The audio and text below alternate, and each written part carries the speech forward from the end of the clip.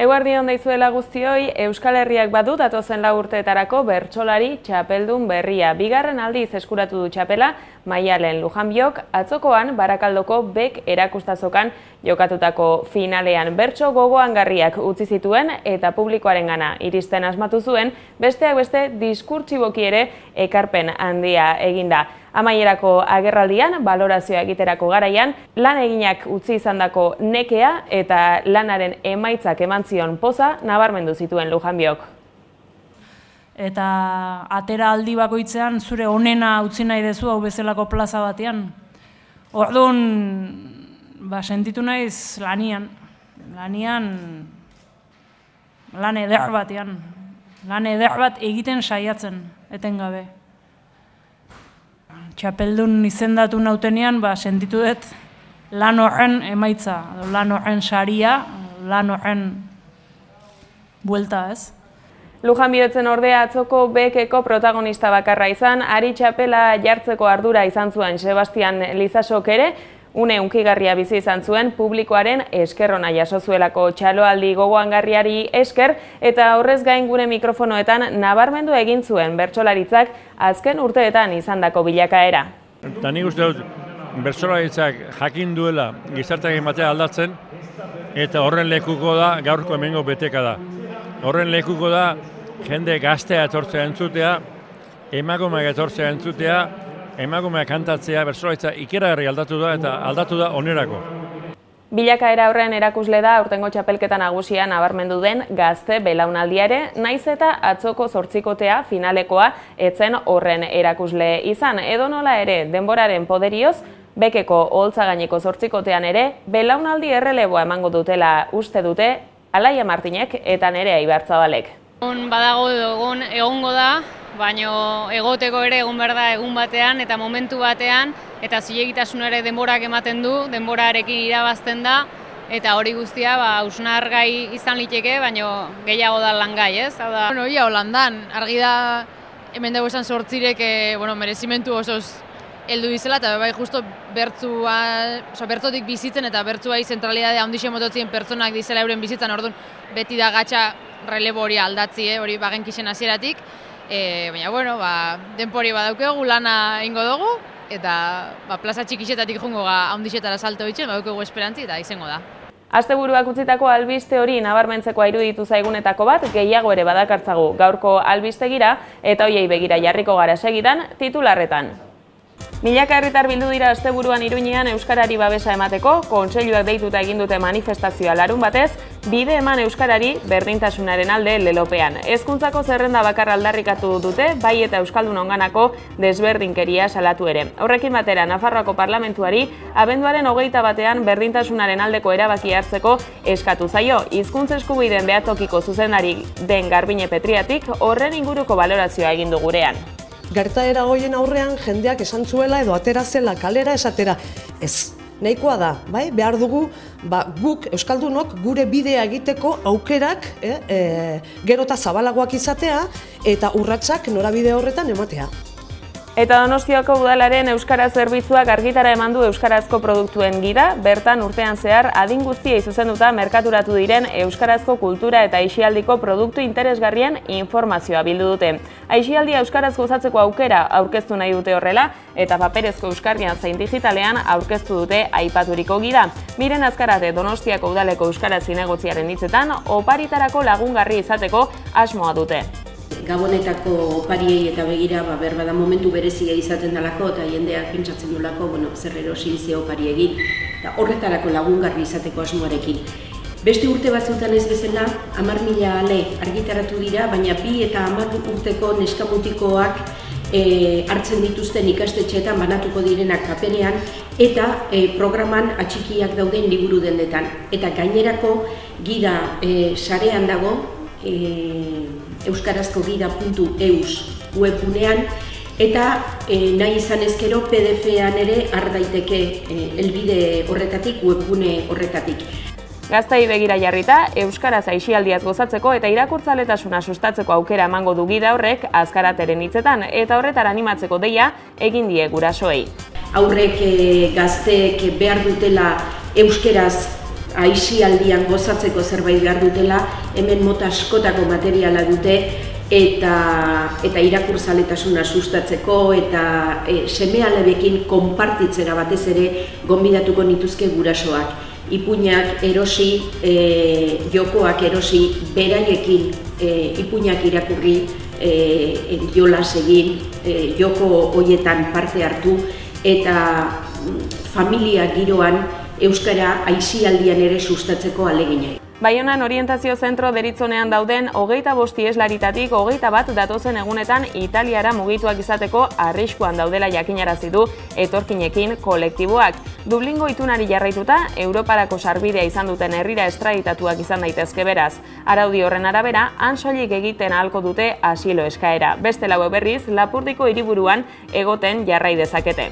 Gerraren negozioa eta lotsaren horma salatu ditu mugimendu feministak Bilboko portuan. Larunbatez emakumeek protesta martxa egin dute Santurtzitik Bilboko porturaino. 21 manifestari portuko esirak atiatu dira martxaren amaieran eta hain zuzen Bilboko portutik Arabia Saudira bideratzen diren gerra armen negozioa salatu dute. Baita portuan 4 metroko garaierako horma bat eraikitzeko proiektua ere. Lotsaren horma izendatu dute Erresuma Batura doazen ferrietan ezkutuan sartu nahi duten migranteei bidea mozteko eraiki asmo dutelako.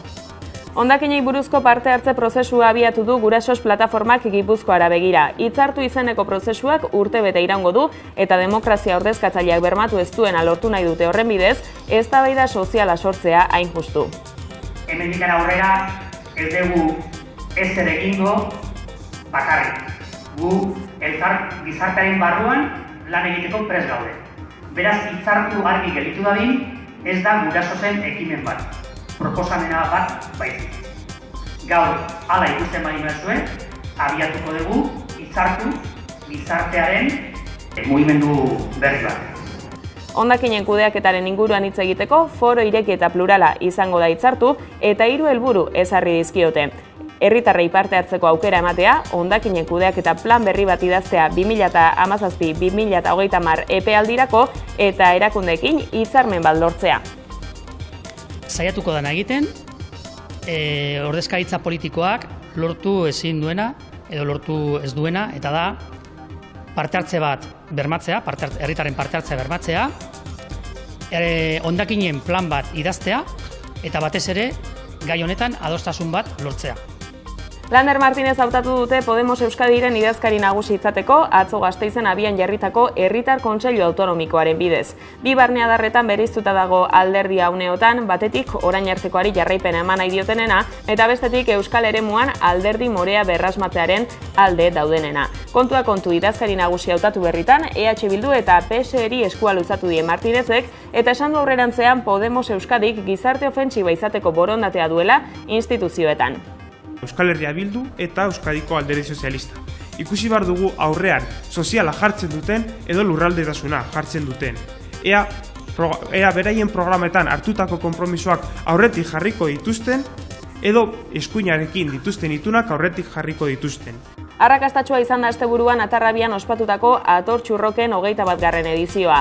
Larunbatean milaka lagun bildu ziren euskal preso eta iheslarien etxeratze aldarrikatzeko eta euren senidei babesa eskaintzeko. Azkena izateko bokazioz antolatutako elkartasun jaialdi horretan berriz ere salatu dute oraindik 305 direla sakabanatuta dauden euskal preso politikoak eta familiek haiengana joateko egin behar duten distantzia 100.000 kilometrokoa dela guztira.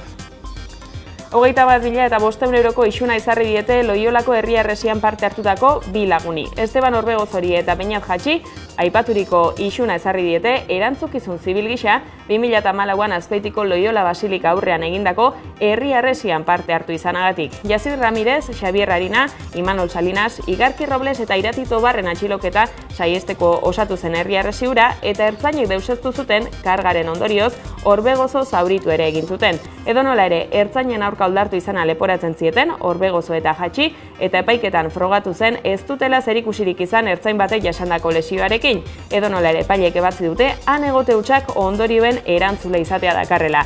Eleak Libre mugimendukoek asteburuan egindako salak eta gerraldian Eusko Jaurlaritzarengan jarri dute erantzukizuna. Zigor honen bitartez Jaurlaritzak bere mendekua hartzen du. Mendekua herri-harresiek antolatu zituztenen kontra, mendekua herri-harresietan parte hartu zuten Euskal Herritarren kontra. Gaur arratsaldean dute aurkeztekoa Pako Etxeberria auzitegi medikuak eta Laura Pego zuzenbidean doktoreak tortura kasuei buruz osatutako txostena. 1960 eta 2014 bitartean Euskal Herrian izandako tortura eta tratu txarren ikerketa proiektua izeneko dokumentuaren aurkezpenean izango da Jonan Fernandez Eusko Jaurlaritzako bizikidetza idazkaria ere.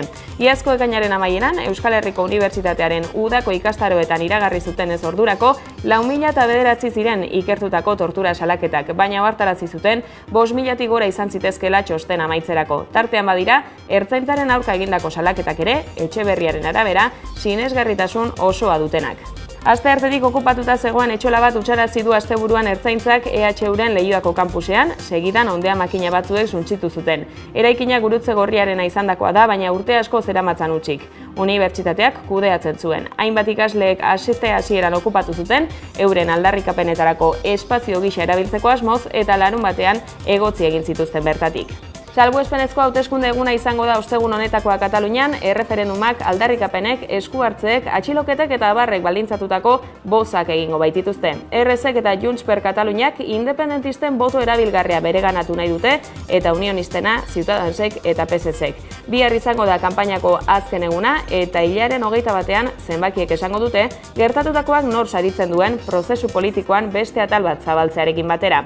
Oriol Junqueras RSeko presidenteak Radio Kataluniari estremerako espetxetik eskainitako elkarrizketan esan du, adostasun eta batasun handieneko gobernua osatzea espero duela. Espero que guanyem, espero poder venir, segur que serà així, a la sessió d'investidura, i escolti, espero que puguem formar govern, estic segur que el formarem, estic segur que jo mateix, doncs, si així el Parlament ho decideix, doncs tindré l'oportunitat de presidir-lo i, escolti, sempre al servei de la gent, sempre al servei del país, des de tot arreu on siguem. I per tant, escolti, si és des del govern, doncs molt millor, perquè estic convençut que serem molt més útils. Bihar izango da injustu, kanpainako azken eguna, eta estremerako espetxe atarian egingo dute kanpaina ixteko ekitaldia RSeko kideek.